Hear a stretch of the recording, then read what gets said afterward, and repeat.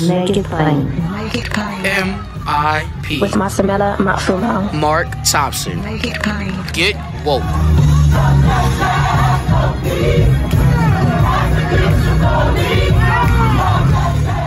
Ladies and gentlemen, we're honored to have with us a candidate running for the Pennsylvania State House. We've heard a lot of national politics about the run for senator, people running for senator, but as we've emphasized, these state races are also very important, and I hope we all learn that sooner rather than later, because when it comes to redistricting and preventing gerrymandering, we need people in these state houses. So one such person is running. We're happy to have her with us.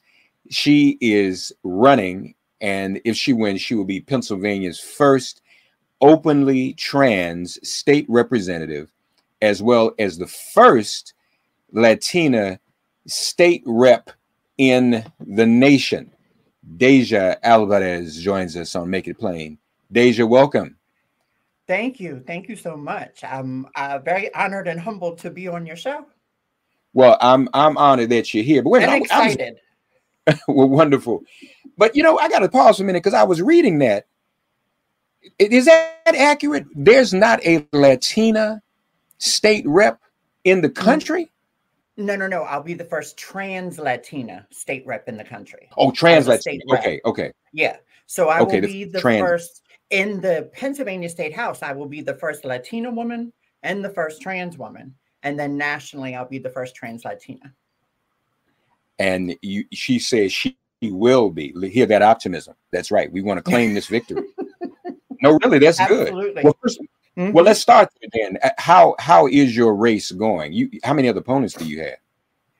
So I have 3 as of right now. And the race is going well. The hardest part about running a race like this is finances. It's money. Right. Because, you know, as we see time and time again, people that tend to get into politics tend to have money. So it makes it difficult for someone like myself who doesn't have money and doesn't have as much access to it to run a real strong, formidable race. Yeah. Tell us about the district you're running in. What part of Pennsylvania would you be representing? So it's Center City, Philadelphia. It's the business center of Pennsylvania. It's the backbone as far as finances for the Commonwealth of Pennsylvania. We bring in more revenue. It's somewhat of an affluent district as well, but it varies. You know, it's got a very diverse group. And what are some of the issues to the voters in that area? In this district, folks here, one, of course, pandemic, bouncing back from the pandemic, economic recovery, because we are the business corridor. So many businesses have lost so much money. And so they want some help in being able to keep their doors open, get back on their feet. As far as the residents, they're worried about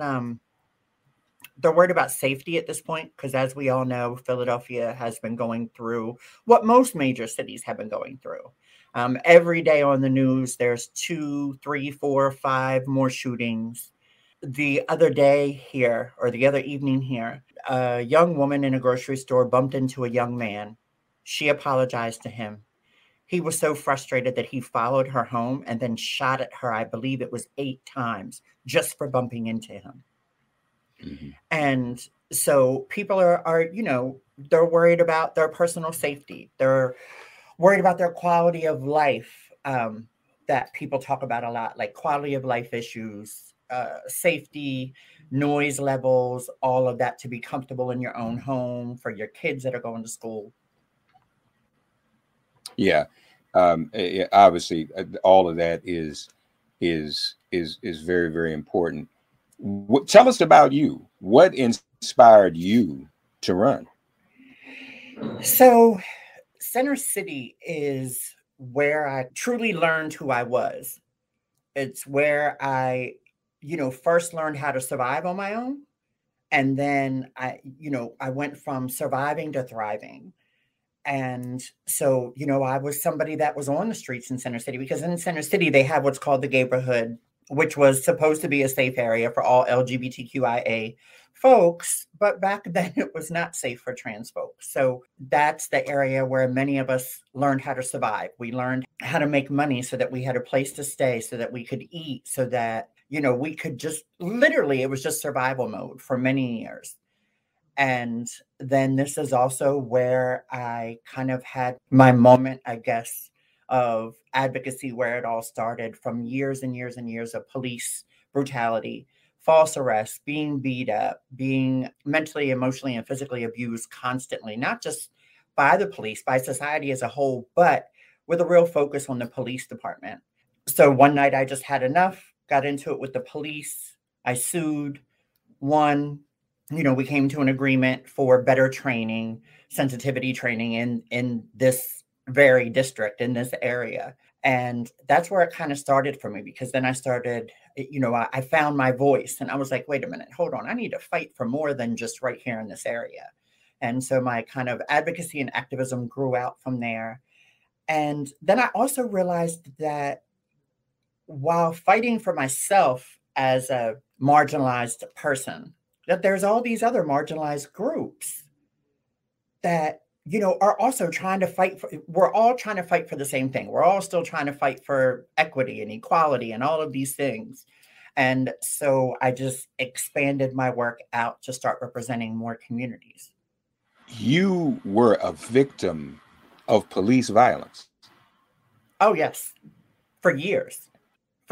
Well Really? documented police violence. Yes. Wow. And was that because of the area or the community in which you lived? Were they also targeting you because of your gender identification too? It was based on gender identity. That's what their attacks were.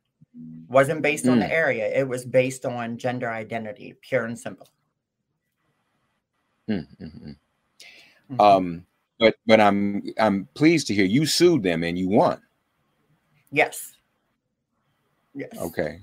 Well, that's good to know. And yeah, we came to an agreement where they would start doing, back then, sensitivity training for cops that were going to be on duty in that neighborhood. Okay. Yeah. And then I went from that to now I chair a committee that works with the police department and is kind of an oversight committee on LGBTQIA issues. Is being on that committee and is that committee's work making a difference? Oh, that committee's work has made a lot of difference. I actually work on the committee with one of my biggest abusers, who is still a police officer to this day. Really? Yes, he was literally one of my biggest abusers for years. My first day sitting around this table with these folks, as I started venturing into that type of work, I'm looking at this guy and I'm saying, God, he's so familiar. And all of a sudden it hit me who he was. And I had also invited my best friend, who had also experienced the same thing down there, to come sit with me this one day to check out this committee that was being put together. And she got up and left, and she said, I can't do it. I can't sit across the table from him. So if you don't mind, Deja, I mean, I don't want you to relive anything uncomfortable, but I'm curious to know, what would he do? How would they approach you? How would they engage you that to bring all this about? So it would vary, because a lot of times they were on bikes. So they would just ride up on their bike. And if you didn't see them, they would ram right into you with their bike. They would, call you names all the time. They would call you, misgender you, call you a man, call you, I don't know what language we're allowed to use on here, but, use whatever language you like. Oh, yeah. And so they would literally just see you walking down the street. Yeah. Unbelievable. This is crazy. Mm-hmm. More MIP after this message.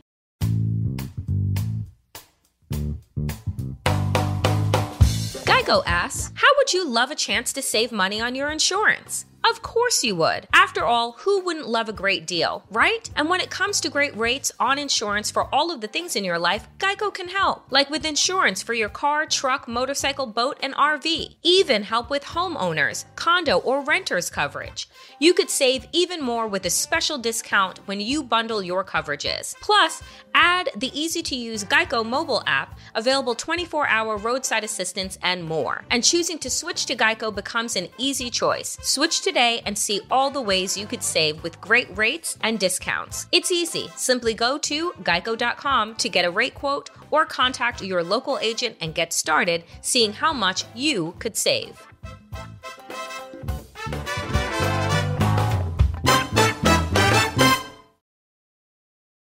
Okay, so you clearly have some training or some perspective of Martin Luther King in nonviolence and forgiveness. How are you able to sit at a table with this person? I learned in this process that there are different paths to change. And one of those paths is by building relationships and kind of getting on the inside to help make change from the inside out. And like I said, at that point, I had found my voice and I kind of found this new strength where I said, yeah, I am who I am. I am trans, but that doesn't mean that I have to allow society or the police or anybody else to abuse me.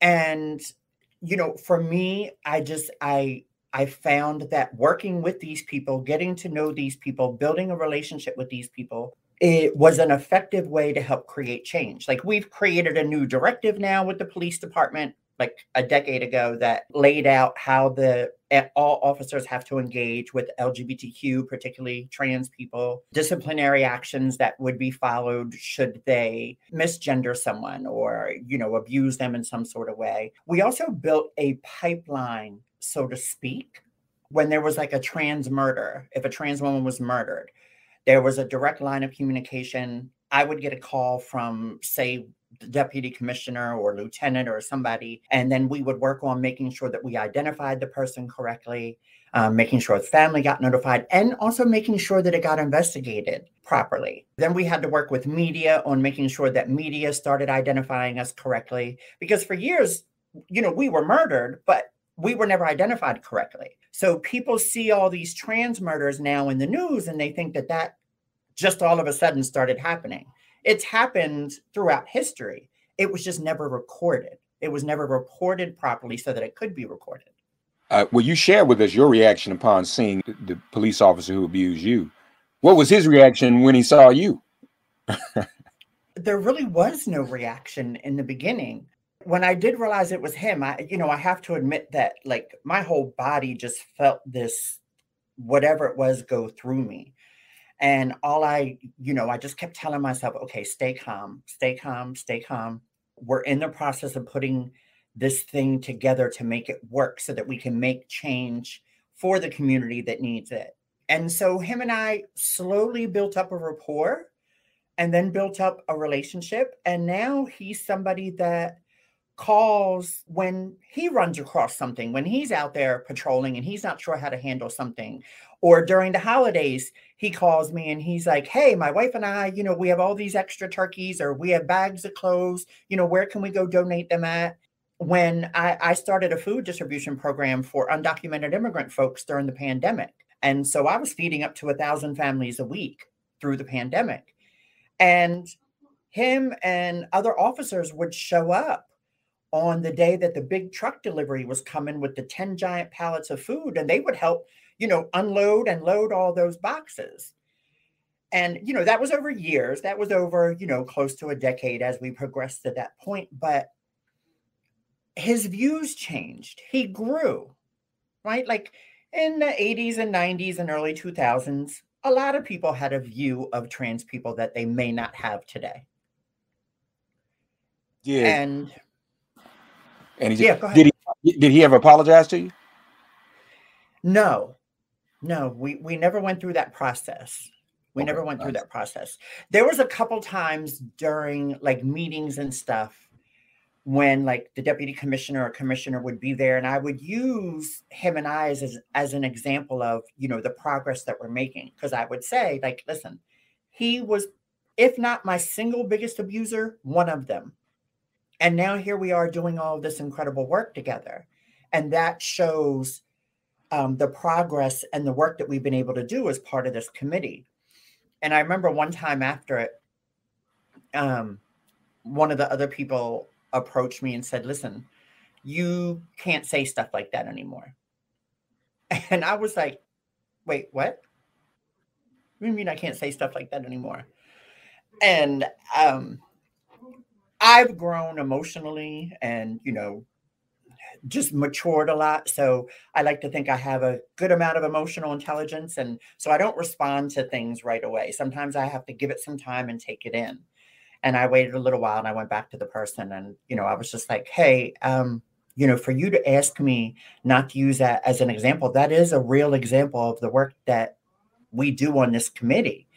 And for you to ask me as a victim of abuse, not to be able to use it, I'm using it in a positive way. I'm not attacking him. I'm not. And then they later came back to me and apologized. They said, oh, I should have never said that to you. But no, him and I have never had the discussion to actually have an apology, but we have done a lot of work. And he has shown a lot of growth and a lot more support for the community. More MIP after this message. You know how politicians always say they pitch themselves as being able to work across the aisle. Even Joe Biden says that. I want everybody to hear this. Deja not only has worked across the aisle, she transformed her police abuser. I'm sorry. I mean, this is unsolicited campaign consultant right now. That's a commercial, Deja. No, really, that's a commercial. That is an amazing story. No, thank you. Thank you. I appreciate that. And you know, I think sometimes he needs to be on a commercial with you. There needs to be a commercial about how, because at the end of the day, all of the division that we have in our society can only be resolved through examples like the ones you just shared. Okay. And you could have said, the hell with it all. I'm not working with these people. I'm not going to be in this committee. You could have turned the table over. Like Jesus turned the table over. You didn't do that. Mm-hmm. You were bigger than Jesus. So you're more magnanimous. So, I mean, that's he needs to do the commercial with you. Y'all need to get together in front of a camera and put that on your social media. Seriously, I'm almost tempted to, if you don't do it, I'm almost tempted to come to Philadelphia myself and do it for you. but no, really, that is a powerful story.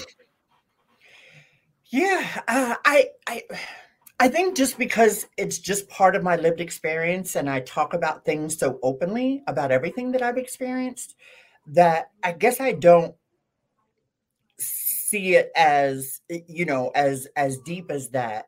And, you know, when you said earlier, oh, you know how politicians are always talking about, and I always tell people, I am not a politician. That is not who I am, what I am. I was never born, raised, bred to be a politician. I didn't live that type of life that a lot of people traditionally think you have to be this, you know, of a certain background and all of those things to become a politician. And it took me some years of doing a lot of work like this. And people would say to me, like, you should go into politics. You should run for office. I'd be like, are you kidding me? One, I openly talk about my past. I talk about how I've had to do survival sex work. I talk about how I've battled with drugs. I talk about, you know, everything that I have faced, both as a child, you know, as a survival of sexual abuse and, you know, all of that stuff. And that's not something a politician does. And eventually I had this epiphany where I was like, wait, actually, that's why we are where we are today, because we have a bunch of people in office that are not honest about who they are, what they're into, what they've been through, and they don't have actual lived experience in order to know how to fight for everyone. Like, if you've never had to face anything, if you've never had to push back against abuse or being oppressed or being marginalized, How in the world are you creating legislation and voting on legislation that is representative of those people? That is a powerful story. Deja Alvarez running the 182nd district in Pennsylvania, folks, for the state house. The first, she would be the first trans Latina in the Pennsylvania state house, and the first trans Latina in any state house, for that matter. So Deja, let's pretend I'm a voter, just a regular everyday voter in the 182nd district. Make your pitch to me. What is it that you say to voters to get them to consider voting for you? I tell folks to look at people's work. Look at the work that they've done. Everybody can get up and talk about, yes, we need housing for all. Yes, we need to battle hunger. Yes, we need medical care for everyone. But who has actually been on the front line helping to make that happen?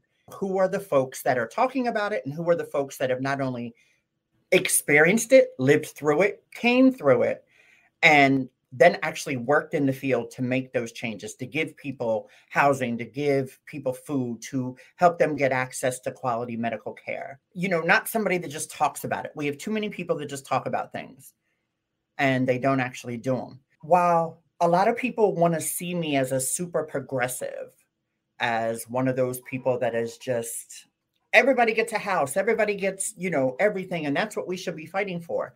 I'm also pragmatic and realistic, and I know what it takes to be able to kind of move the needle forward so that we can get things done. If I walk into Harrisburg yelling and screaming and making a bunch of enemies, I'm never going to be able to do a single thing there. I know that you have to build relationships, nurture relationships, and be able to work with people in order to get things done. And I have the proven track record of doing it. And if I'm not mistaken, the incumbent in the seat of Brian Sims, he's no longer running, but is it true that he's endorsed you? Oh, yes. Wonderful. That's Yes. wonderful. That's wonderful. Yes, he has. Yep. And I'm just reading up on the district. It is a lot of businesses in the district, but there are a lot of LGBTQ businesses in the district, aren't they? Mm-hmm. All of them have signs up in. All of them have your signs up in the window. Not yet. I've had conversations with a lot of them, and so we're going to move forward on that. Okay, I hope so. You let me know if you need me to come see him. Absolutely. You should have had your signs up yesterday. I don't understand. Yeah, well, so, you know, here's what happens in politics. So there is a gay white man running who worked for the LGBTQ Chamber of Commerce or something. You know, one of those people that just thinks they belong in politics. Like it's almost like they're right. So a lot of people in the community are going, oh, well, wait, there's two people from the community running. So we have to be careful. And it's like, no, that's crap, because we're doing the same thing that everybody else does. Just because there's multiple Democrats running or multiple Republicans or multiple people of color running doesn't mean that you stay out of the race. It means that you take a look at who's actually been doing the work and you vote for the best candidate. Yeah, yeah. And the best candidate isn't necessarily the one that can raise the most money. That's true. That's true. That's the other part that we have to acknowledge. Like everyone always says, "Oh, how much money have you raised?" Well, you know, because I know that guy, you know, it has raised a good amount of money. I'm like, well, yeah, but that guy also has access to about $1 million a year salary. I work 2.5 jobs while I'm campaigning. What you all say to him though, that if Joe Manchin can admit out loud that Joe Manchin, if he can say that it's long overdue for a black woman to be on the Supreme Court, then those in the community can say it is also long overdue for a trans Latina to be in the state house. So absolutely, that's what I would say to you if I were them. Like I said, if you don't feel comfortable saying it, just give me some. I'll call them. Give me their phone numbers, and I'll say it to them. Oh, I'd be happy to. No, believe me, I would be more than happy to. I don't live there. I don't have nothing to lose. I'll light them up. But you are amazing. Some of them need a good light up. Some of them need a good light up. You are amazing. You said you work in 2 jobs? Yes. Goodness. Okay. Yeah. Well, I am the Director of Community Engagement for the Philadelphia AIDS Consortium of World Healthcare Infrastructures, and I'm the LGBTQ Care Coordinator for the Department of Public Health. And I am also a trainer for the Transgender Training Institute. outstanding. You were doing some amazing work. Anyway, you were already being of service. Yes. I'm sorry. I'm still, your commercial still rolling around in my head. I'm envisioning your commercial. You are already being of service to those in the community, and trying to be of greater service. You have transformed the relationship between the LGBTQ community and the police department. Lord have mercy. So this is outstanding. So I'm talking about commercials, y'all. It's unfair me talk about commercials. You gotta have money to make commercials. You need some money, don't you? You're not. Oh yes, I need a lot of money. So I set that up. So if you all agree with me that we need to help Deja out, and I mean, TV is crazy. You don't spend a whole lot of money on TV. Do stuff online, do stuff on social media. She needs to get these things produced. The primary is in May, right? Yeah. Okay. So if we were to even be able to do a commercial, it definitely wouldn't be on TV. It would be on social media. But the big thing is also what we call mailers. So it's like those little postcards with your picture and what you're about, getting those mailers out to the voters of the district, of the 182nd district. I also want to make this point that a lot of people are like, well, I don't live in Pennsylvania, or I don't live in Philadelphia, or I don't live in your district. What you have to remember is, as a state representative, not only does my visibility, my being at the table and in the room make a difference, but also I vote on statewide legislation. I don't just vote on things for the 182nd district. So I can have an effect on the Commonwealth of Pennsylvania altogether. And that helps strengthen, all of us. And folks, you don't have to live in Pennsylvania to give money. Nope. And when you get to the point of phone banking, you can make calls from anywhere. So tell people your website where they can go to be supportive, financially and otherwise, Deja. DejaForPA.com. DejaForPA.com. Deja Alvarez, folks, running for the 182nd district in PA. DejaForPA.com. Deja, you're amazing. We love you. We're going to claim the victory. Congratulations. And congratulations just on running. Thank you. And you have a lot to offer. And I appreciate you. People call me every day, Deja, I'm going to run for U.S. Senate. No, you're not. No, slow down. You're not really ready for that. And it says a lot about Deja's laughing. It says a lot about you. You know what I'm saying? Folk want to listen. Folk want we could have such a long conversation. Right. And, but you got, and again, the state house is as important, y'all. Everybody's not going to be in the U.S. Senate. Everybody's not going to be in the White House, but you can right in the corner where you are. That's old spiritual. And Deja's trying to do it. This is the corner where she is, 182nd. She's trying to do that. And then who knows what can happen after that. Right. Yeah. That's the other thing. It opens up doors for people, everywhere that see that doors are opening for more marginalized communities. And you don't have to, if you are going to participate or you're interested in supporting or donating, you don't have to donate a lot. Right. Heck, people that have 5,000 followers, if you ask your followers to donate $1, that's $5,000. That helps with one of the mailers. That helps with, because I have a campaign staff that basically is working for free because we don't have enough money to pay them. And it's just because they believe in the mission and they believe in what we're doing. Yeah. Well, I believe in you too. DejaForPA.com. Deja, thank you for joining us on Make It Plain. Thank you so much for having me. Thanks for getting woke and listening to Make It Plain. Please remember to listen, like, and wherever you get your podcasts, please give the show a 5-star rating. And please do spread the word. Let's all continue to pray for each other during this pandemic and this police-demic. If all hearts and minds are clear, it has been made plain.